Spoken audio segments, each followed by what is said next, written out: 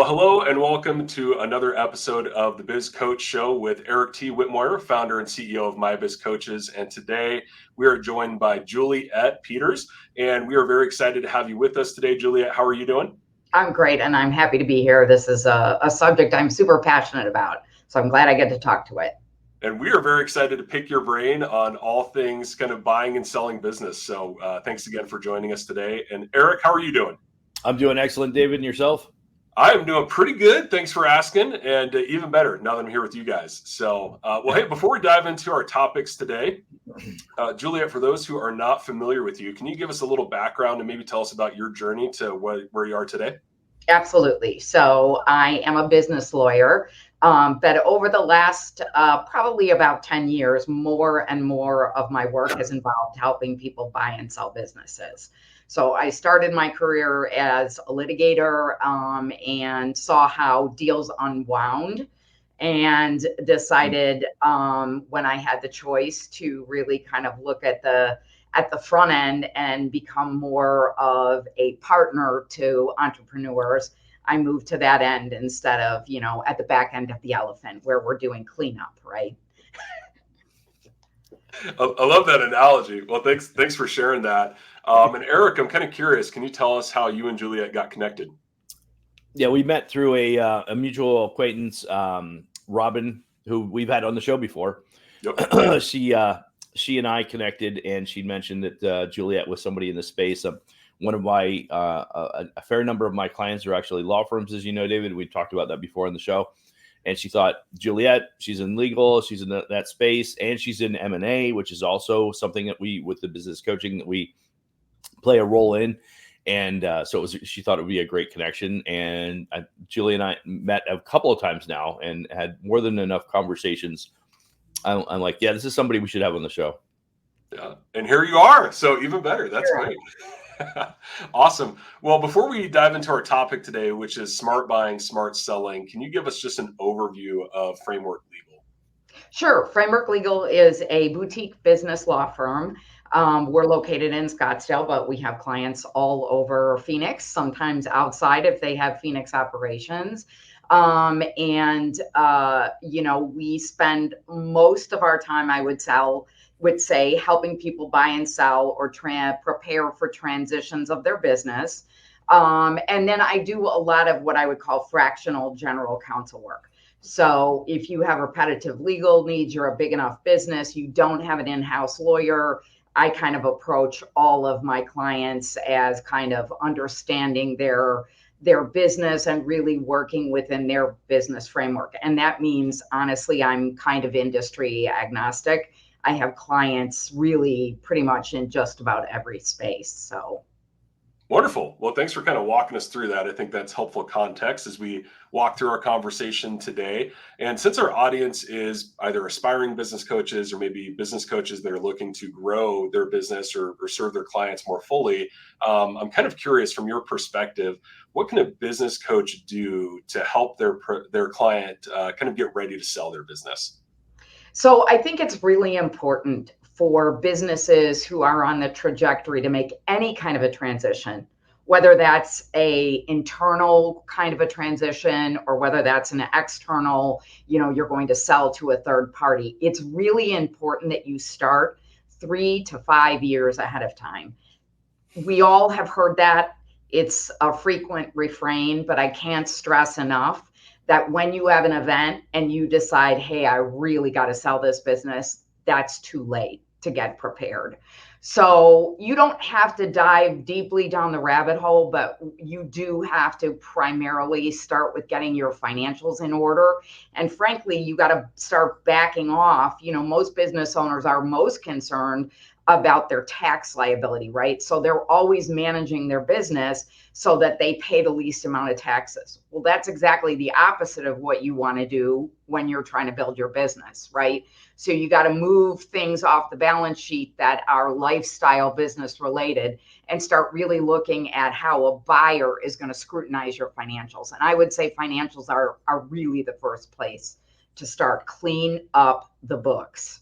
You would be amazed, or maybe you wouldn't. When you get all the way down to the bottom of a sale and you're like 2 weeks before closing and some really crazy stuff pops up out of the balance sheet, like, a bad Halloween movie, you gotta get it cleaned up. Yeah. So that would probably be a stretch for us had it not done 90 some odd shows now at this point.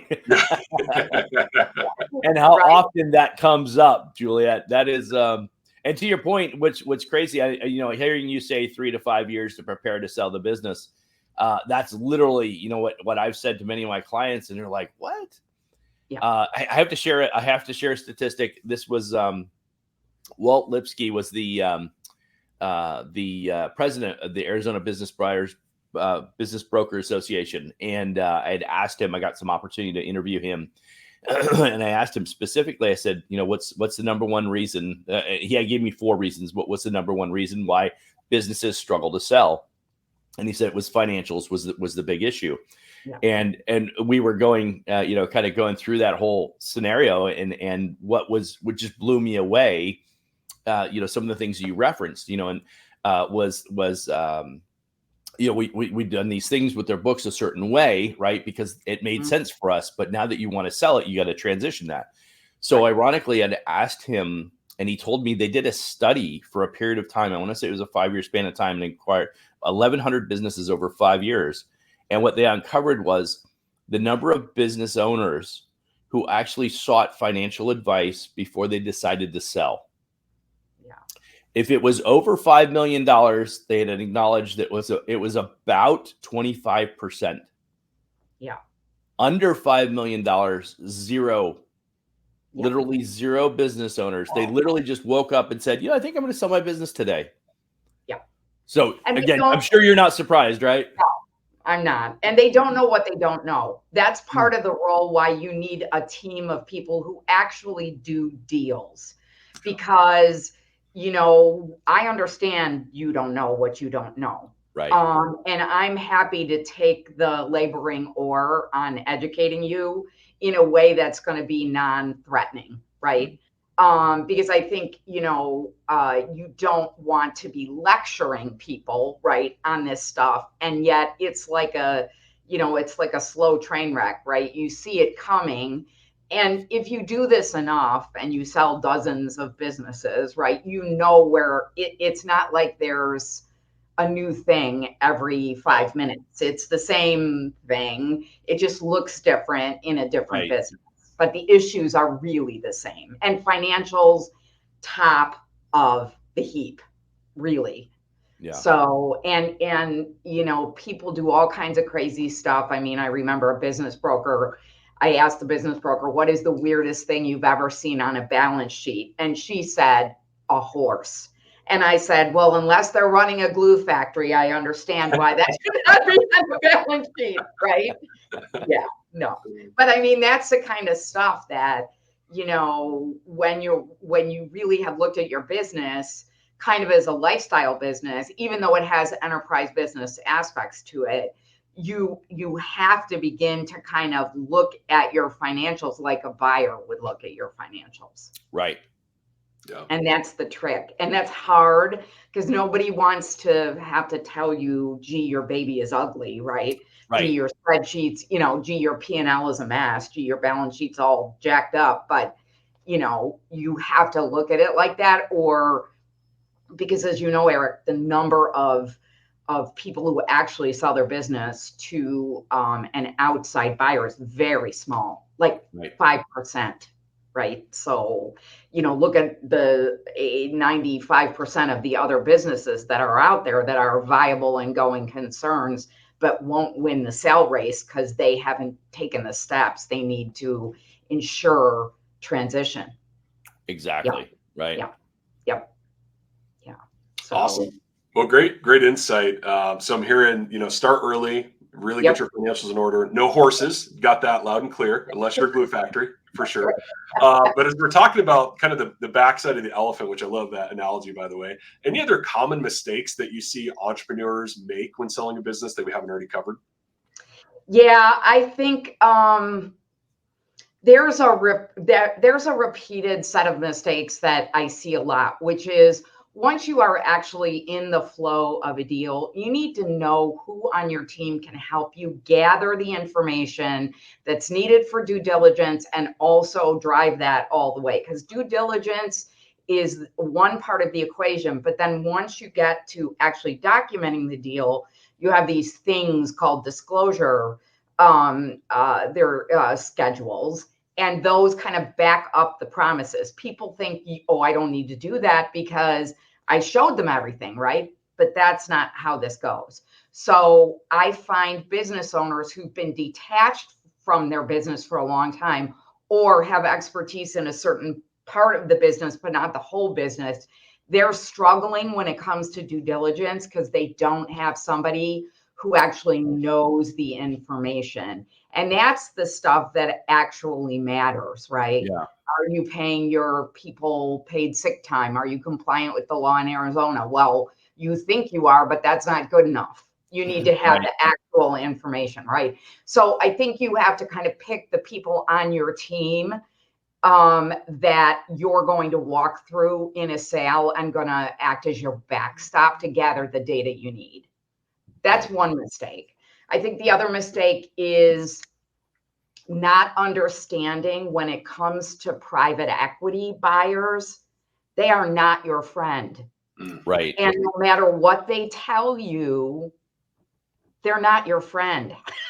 They care about their internal rate of return for their own investors. They do not care about your business, your legacy, or your people. That's tough talk. And it's okay to sell. I'm not saying don't ever play with private equity.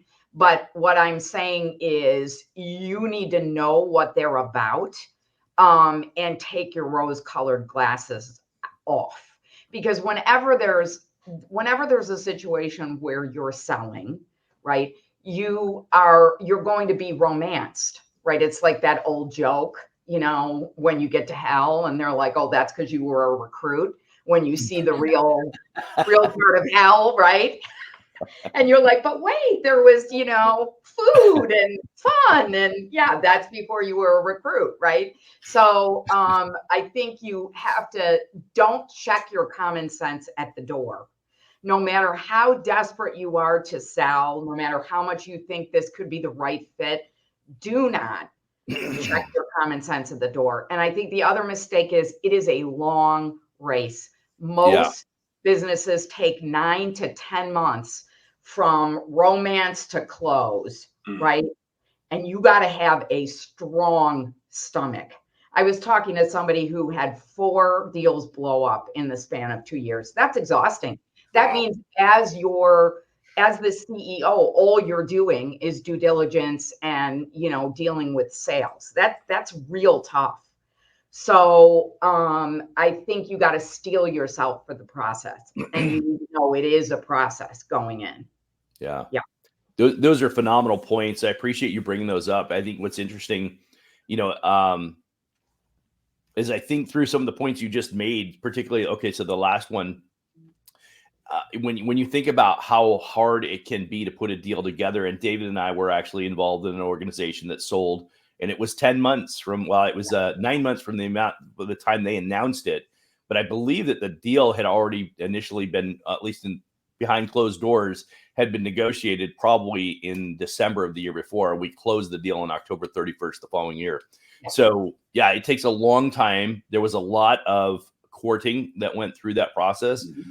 And as an employee, and David was also an employee that was retained by the new acquiring company, there was a lot of courting that was probably surface level, superfluous kind of, for lack of a better term, butt kissing that took place, right? Because I had a large organization. They certainly, part of my team was a larger portion of the organization. They wanted to make sure everybody transitioned cleanly. But at the end of the day, they had no intentions of keeping me. They didn't really want me as part of their team, which makes sense. I get it. I've acquired companies. I know what that looks like. But at the same time, if you're the owner and you're trying to sell your business, and they're telling your baby's not ugly, right? To use your analogy, But know that they're looking for all the imperfections because that's what they're going to use as negotiating power to get the price that they want to pay. Absolutely. And the other thing is the cultural fit is never going to be there. Oh, So I think, one of the things that I work really hard on is when I have an ex-owner who has to play in the sandbox for a certain amount of time, I always make sure that there is a way to easily unhook, because I don't think I've ever even had, in all the deals I've done, I don't think I've ever had anybody make it past a year. And usually the trouble comes in at 90 days. So, so you have to know that. And when your deal partner lawyer tells you, we're going to build in, I know you feel really great about this, but just in case, let's build in these easy disconnects so that you can walk and not, tank the rest of your earnout or whatever it is that you have, trailing behind, because you do still, most businesses, most sellers are going to have some after performance that is a sweetener for them. Right. And that's the other thing you should know going in as an owner is you need to count on what you're getting at closing as the only money you're going to get. Oh, because most of the time the earnouts aren't earned, bonuses aren't earned. And even there's a fair amount of stories out there where if you have a private equity buyer, sorry to pick on private equity for a second, but this is where, right now that's 20% of the economy is owned by private equity. And there's no oversight, right? So what happens a lot of times is private equity comes in, they're using OPM, other people's money, right? To make the initial payment. And then they're likely having the owner carry a note, and increasingly those notes don't get paid because if the company isn't going the way they wanted to, they'll just BK it. So you as an owner need to be really sensitive. And if you're coaching people, I would say that the single biggest thing as a business coach you can do is really start working with people so that they understand what the universe of buyers is out there and what's going to be the best fit for them. Maybe they care about their employees a lot. So if that's the case, your buyer isn't private equity, right? Right. So, if that matters to the owner. Right.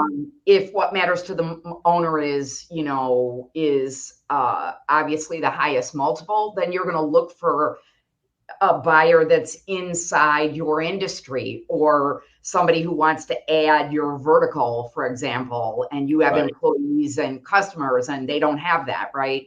So it's really kind of pushing on that part of it and getting comfortable with that before you go out to market. Great point. Yeah, great advice. Well, I'm thinking, right, of the deal that we're talking about here. Maybe we go to the other side of the table and think about the coach who's advising their client that wants to buy a business. So is there anything that they should maybe, look for or highlight or focus on for that client that's, looking to acquire somebody else?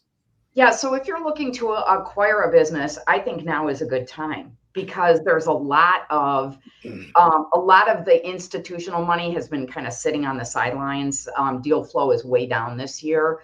So there's some good SBA programs out there that would allow you to get financing if you're, wanting to buy a business. And I think the benefit of buying a business as opposed to buying a franchise, right, is that you really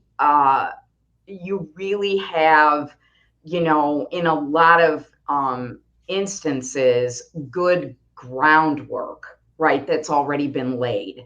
So, in franchising, you have a name, right? You're buying a name, you're buying a system. We can talk at a different time about whether or not you actually get any of that when you buy a franchise. But I think that there's a lot of opportunity out there for people who want to buy a business, but you got to have somebody to help you. You got to have a lawyer.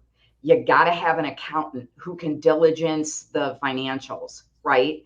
You got to know what you're comfortable with from a risk perspective.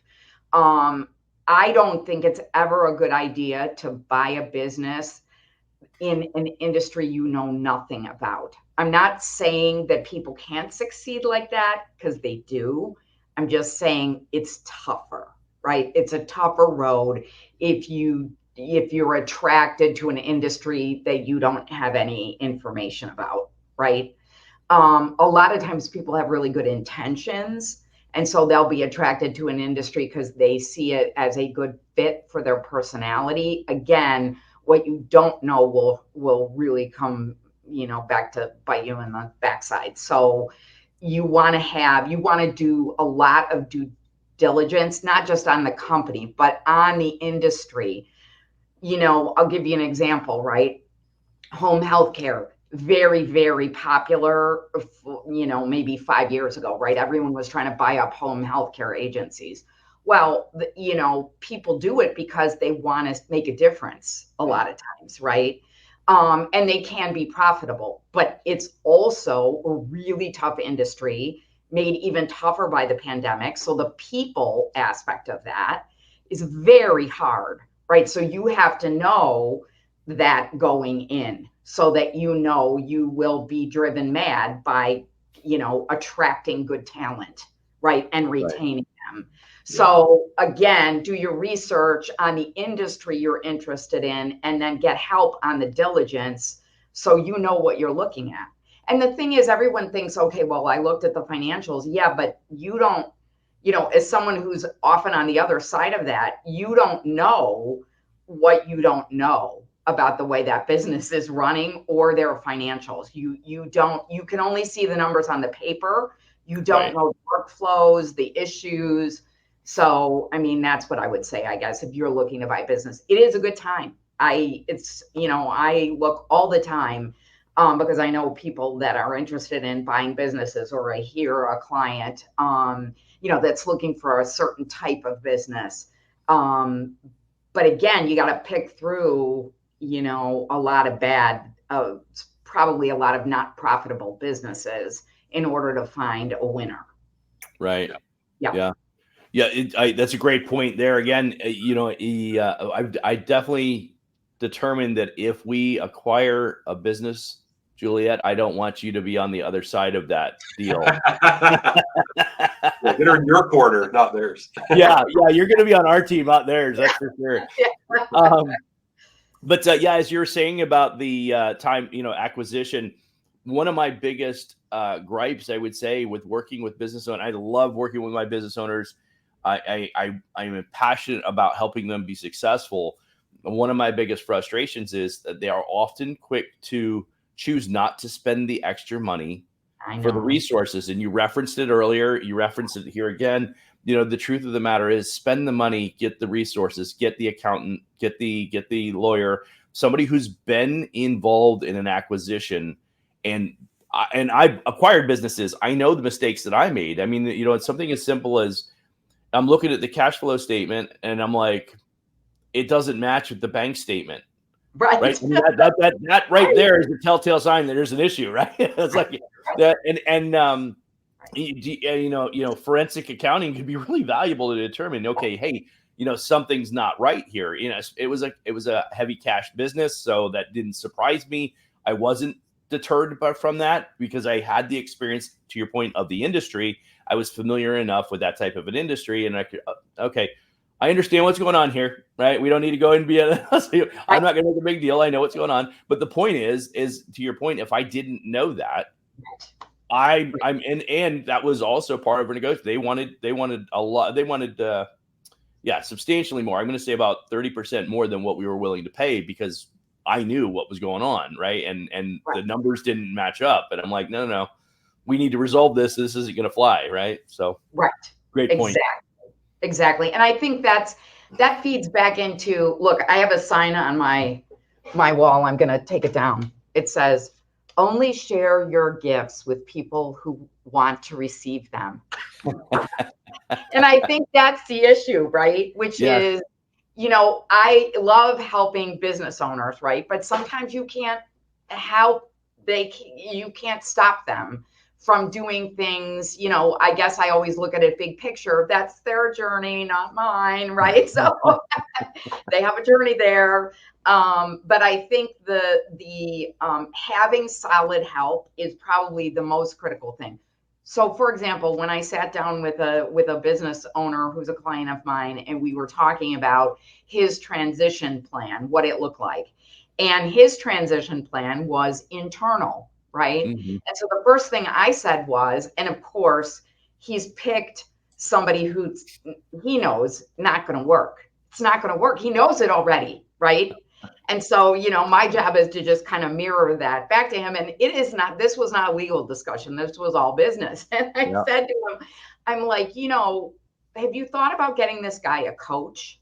Like, if you really want to transition him to do this set of duties, and that's important for you to build an enterprise level business where you're not in the day-to-day, he's got to have skills, right?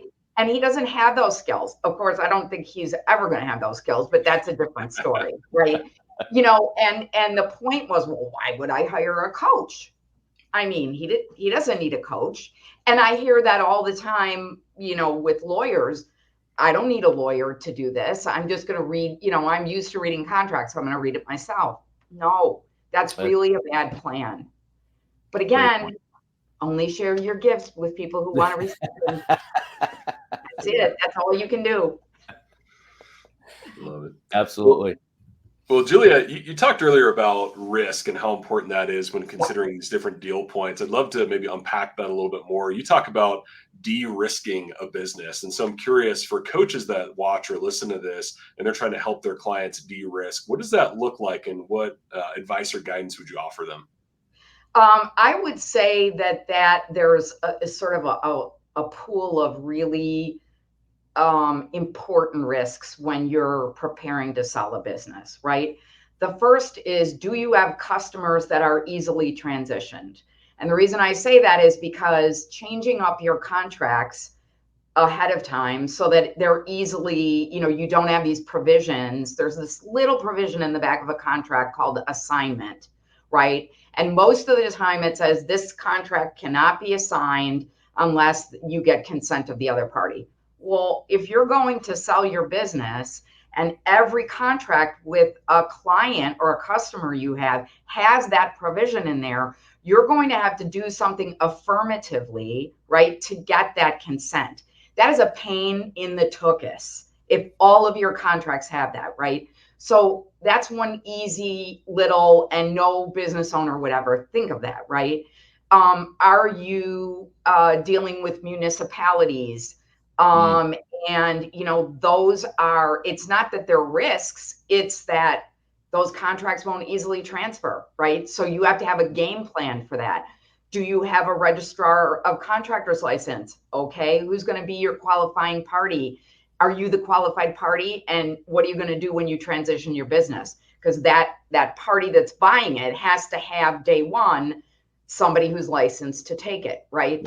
So those are the things that, thinking about that and de-risking as you go. The other thing is employees.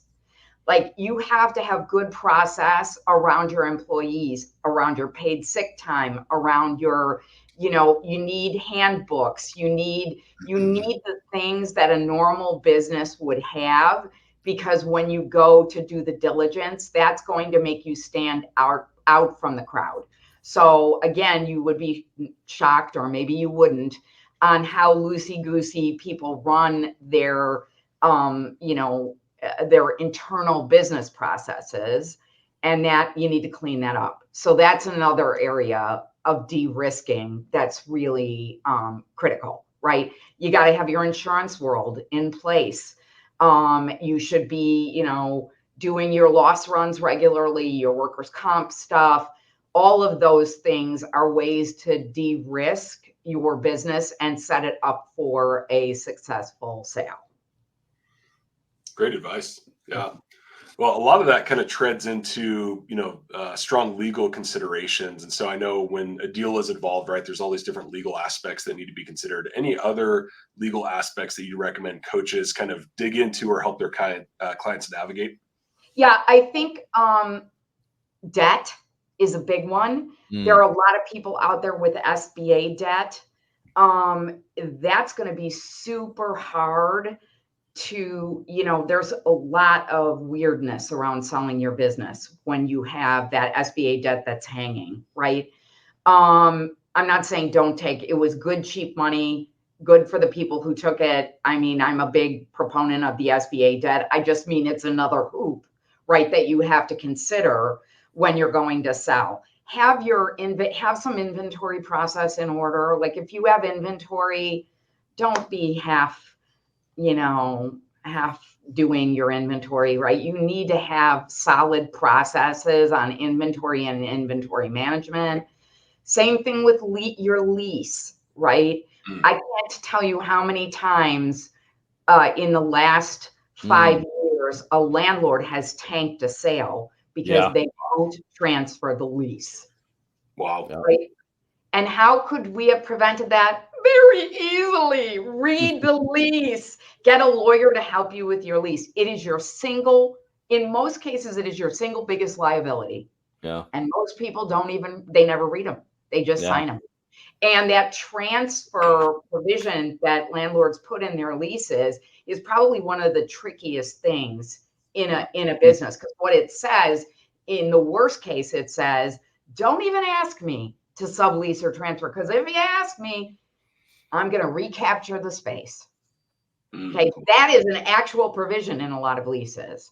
So what I do is when I start working with any kind of business, I'm always up in that lease. So when there is an ability to negotiate, we're negotiating a good provision so that if they go to sell, it's an easy fix. Nice. Yeah. It's a great point. I know the first wireless store that I acquired, many, many years ago, that was actually in the in the transaction. The seller, as they were selling to me, assumed that the landlord would just transition the space. Yeah. And so literally days before the deal is supposed to go through, and I'm coming to the with the cashier's check and everything, and they're like, yeah, we have a problem. Yeah. Landlord's taking the space back, and they're going to give it to the tenant that was next door because the tenant wanted to expand their space. Yep. And they still had 2.5 years left on the lease. And the landlord's like, yeah, no. And I thought I was just going to have to sign a new 5-year lease. And they're like, no, I want the space. I'm going to give it to this other guy. Yeah. And I'm you should never have a right of recapture in any lease. Interesting. So, I mean, it just should not be in there, right? Yeah. Because it just shouldn't be. I mean, that's not taking the time to read it, and it's not just about reading, it's understanding what that ramification looks like down the road.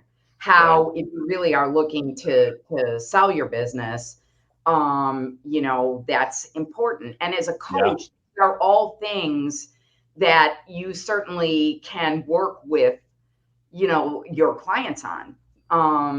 I would say though, from a pure coaching perspective, really having good process in place for making the owner not the whole business, right? You need a management structure. You need people. And that is where a coach is invaluable, because a coach can work with the team and the owner to produce what looks like a leadership team that makes you much more attractive to a buyer. Yeah. I say it's marketable. I mean, to your point, to create enterprise value, one of the things you have to do is have a business that would transfer ownership and stand by itself, right, without the owner. And that is, the statistics that we have are 80 some odd % never sell. And that is the biggest challenge outside of the books, is there's no leadership transition. right? To your point, there's nobody in place who can run the day to day. And so if I'm buying your business, I'm basically buying your job. And that's what I try and help get business owners understand. I'm like, that's not enterprise value. That's not transferable. You'll be lucky to get a 1.5, maybe a 2x EBITDA, right? You're not going to get any kind. You heard three, maybe 4. No, not even close. Not with what you have. You'll be lucky to get 1.5, 2. Yeah. And right now, because of the cost of money, I mean, hopefully we just heard today, maybe interest rates will be coming down.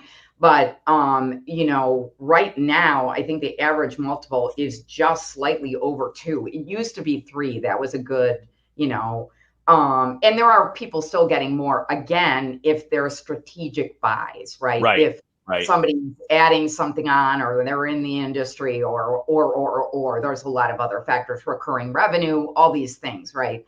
But you're 100% right. And that, I think, from a coaching perspective, is the place you can make the most inroads on preparing someone for sale, is helping them understand and set up a structure that operates without them. Right. Agreed. It's hard, though. That's a hard one. It's hard for 2 reasons. It's hard because the owner doesn't usually want to go there. They're more control freaky when it comes to a lot of things, right? Or they're either that way, or they're the sales engine, right? I mean, that's a big deal in a lot of, the owner is the primary sales executive, right? And so it's hard there, and it's also hard for the team, because a lot of times there is an epidemic when I talk to my clients right now, where nobody wants to be, not it. People who work in the business don't really want the responsibility that comes with, being in a higher level of management. It's interesting. I don't know why that is, but but it's happening. Well, it's interesting you mentioned that, because of some of the law firms that I work with. That's one of the challenges, is that the lawyers, even the senior lawyers, they don't want any added responsibility. And so, my coaching, my counsel to my client is that you need to find a lawyer who wants to absorb that responsibility, who can come in and play that role and offset some of your, day-to-day functional responsibility, be the managing lawyer or whatever, lawyers, right? Business operations. I think what's interesting is we could go down a whole road on law, and I have a lot of thoughts on that, and I know that's not the focus of what we're talking about, but law firms have never really been good at management, period, and end of story. What they do is they take one of their best lawyers and they make him or her, mostly him, a managing partner, right? And you need a business person as the head of your, you know what I mean? And there are firms that do that. There are firms that have CEOs, some of the larger, the Amjur top 20 that do that, right? And smaller firms have that sometimes, somebody who's really good at the client development and also good at the management, because usually that could be the same person, right? If you're really good at getting clients, you're likely really good at managing people. You just don't want to be bothered. That's a different issue. But I know we're not talking about law firms today. I have a lot of thoughts about that. So I love it. Well, as we kind of get ready to wrap up here, I'm thinking through, one of the things that comes up, I'm sure with Eric and other coaches that they're working with clients, is they think they want to sell. Maybe it's an idea. They're not sure if the time is right. Should they do it? Should they not? So just kind of imparting here, what would be some things that they should look for as indicators that maybe the time is right to consider a sale in the near future? So what they should look for and what is happening are 2 different things. So what prompts people usually to say, I got to unload my business, is sadly an event, right? It's a health scare. It's a, whatever the, it's a bad health diagnosis. It's any number of things, but it's not preparatory. The event has already occurred and they're trying to do damage control in some ways. How to know it's the right time to sell? I would say you're growing weary of the business for some reason. And a lot of times I hear this from younger business owners who are like, I climbed this hill. Okay, then that's a good time to start preparing and sell, right? For example, you're a second generation family business and there is no third generation, they're not interested. Okay, so you got to get, an exit plan in place for that. You think long term the industry isn't great. So, for whatever reason, you've been in the industry 20 years and you think that in another 15, it's not going to be there. Why would you ride that till the end, right? You may as well strike while the iron is hot, right? And sometimes it's just, you want a new challenge. That is a perfectly acceptable reason to sell a business, is that I just have been doing this and you are not handcuffed to your business, right? I think sometimes business owners think that, right?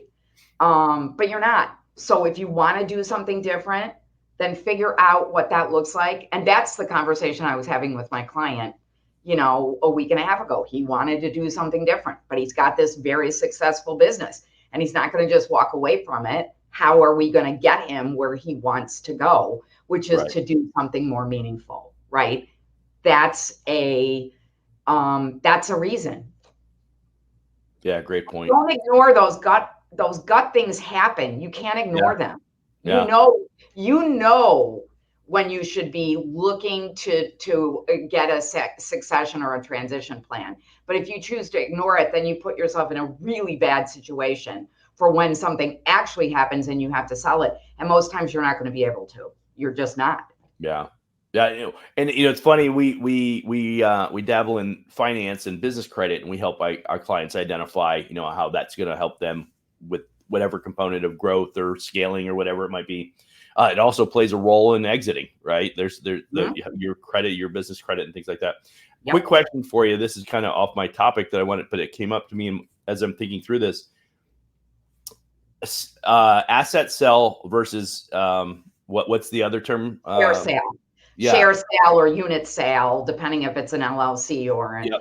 So we know that most are asset sales. When would it make sense to be the other option? Well, if you're a seller, you always want it to be a share sale, right? There's better tax advantages. If you're a buyer, you only want it to be an asset sale because you want to cut off liability. You don't want to pick up. You want to pick up the good stuff and leave all the bad stuff behind. When does it make sense to have a share sale, and when do I see them with a third-party buyer who goes against, the advice of their lawyer and says, okay, share sale? If the contracts are regulatory in nature and changing the owner of the business triggers a whole cascade of issues, like in a highly regulated industry, like let's say medical care, because you've got, CMS contracting and all this stuff happening, right? That would more likely be a share sale. The value of the business would be probably the only driver of making it a share versus an asset, because transitioning those contracts and whatever regulatory impediments exist disappear when you do a share sale. Interesting. Great. Yeah. I appreciate that. Yeah. That's every time we get together and talk. I know this was a great conversation. I'm super happy to have it because I really want business owners, I don't want to have to say only share your gifts with those who want to receive them. I want to help business owners get to where they want to go.